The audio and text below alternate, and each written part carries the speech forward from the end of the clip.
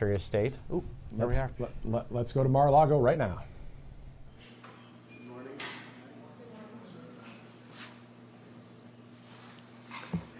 And I'm thrilled to announce today that DMAC will be investing at least $20 billion over a very short period of time into the United States, and they may go double or even somewhat more than double that amount of money. It's a great thing. We are inheriting a difficult situation from the outgoing administration, and they're trying everything they can to make it more difficult. President Biden's actions yesterday on offshore drilling, banning offshore drilling, will not stand. I will reverse it immediately. It'll be done immediately. And we will drill, baby, drill. And we're going to be drilling in a lot of other locations. And the energy costs are going to come way down. Pretty soon we're going to change, because we do most of the work there and it's ours.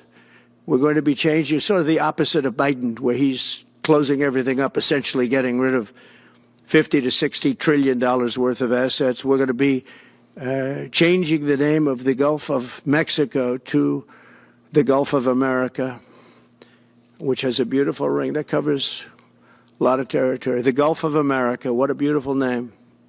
And it's appropriate. It's appropriate. And Mexico has to stop allowing millions of people to pour into our country. They can stop them. And we're going to put very serious tariffs on Mexico and Canada. But let's start, if we could, with your references to Greenland and the Panama Canal, so forth.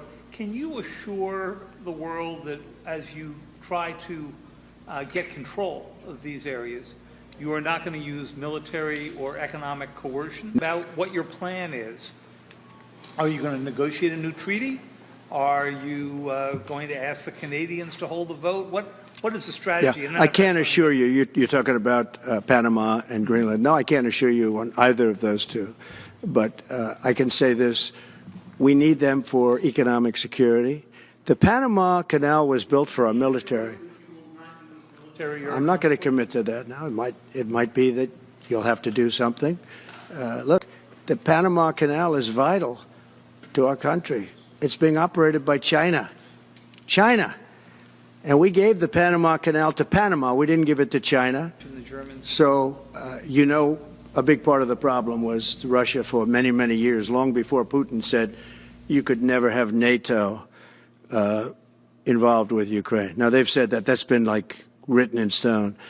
And somewhere along the line, Biden said, no, they should be able to join NATO. Well, then Russia has somebody right on their doorstep, and I could understand their feeling about that.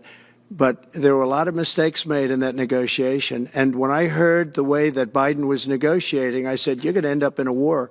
And it turned out to be a very bad war. And it could escalate. That war could escalate to be much worse than it is right now. They can never join NATO.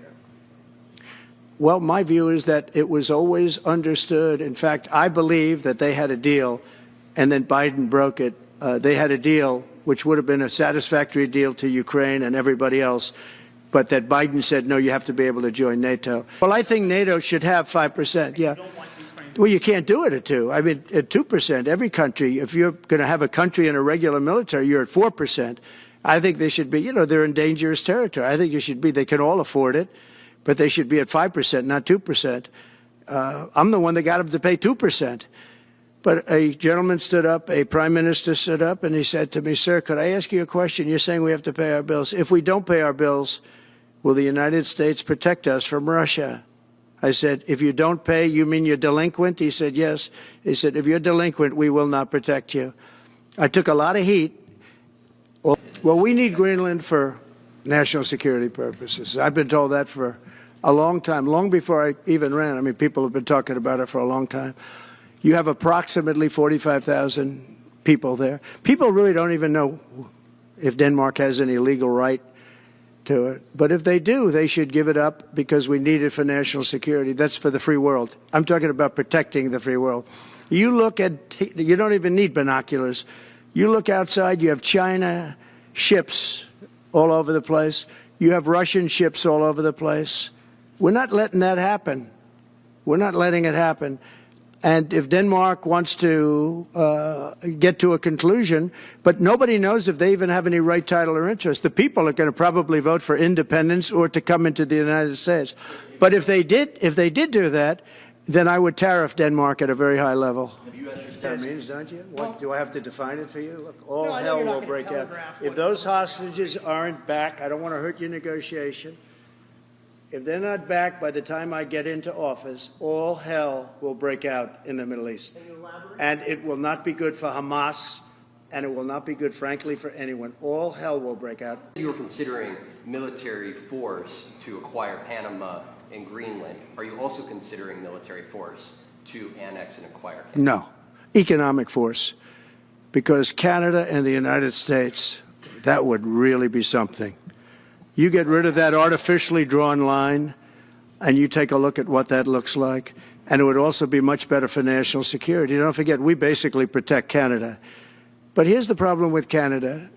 So many friends up there. I love the Canadian people. They're great.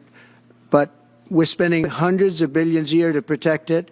We're spending hundreds of billions a year to take care of Canada.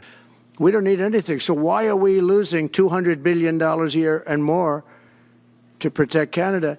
And I said that to, as I called him, Governor Trudeau. I said, listen, what would happen if we didn't subsidize you, if we didn't, because we give them a lot of money. We help them. As an example, we're buying icebreakers, and Canada wants to join us in the buying of icebreakers. I said, you know, we don't really want to have a partner in the buying of icebreakers. We don't need a partner. But no right. Nope. No right. Here's what we have. We have a right not to help them with their financial difficulties because we owe $36 trillion too. We're going to start knocking it out pretty fast, but we're going to be able to do it because of energy and other things. But no right. No right. But why are we supporting a country, $200 billion plus a year? Our military is at their disposal. All of these other things, they should be a state. That's why I told Trudeau when he came down, I said, what would happen if we didn't do it? He said Canada would dissolve. Canada wouldn't be able to function. So we'll do this again. I just want to thank everybody very much. I'm just telling you, this will be the golden age of America. This is the golden age of America. We're going to have a great country again. Would you make a commitment to the Ukrainians that you will keep supporting them during the negotiations? Well, I wouldn't tell you if that were the case. Would you make a commitment to provide a security guarantee if they do enter into an armistice or a ceasefire along the lines that the French and the Germans? So, you know, a big part of the problem was Russia for many, many years, long before Putin said you could never have NATO involved with Ukraine. Now, they've said that. That's been like written in stone. And somewhere along the line, Biden said, no, they should be able to join NATO. Well, then Russia has somebody right on their doorstep, and I could understand their feeling about that. But there were a lot of mistakes made in that negotiation. And when I heard the way that Biden was negotiating, I said, you're going to end up in a war. And it turned out to be a very bad war. And it could escalate. That war could escalate to be much worse than it is right now. They can never join NATO. Well, my view is that it was always understood. In fact, I believe that they had a deal, and then Biden broke it. They had a deal which would have been a satisfactory deal to Ukraine and everybody else, but that Biden said, no, you have to be able to join NATO.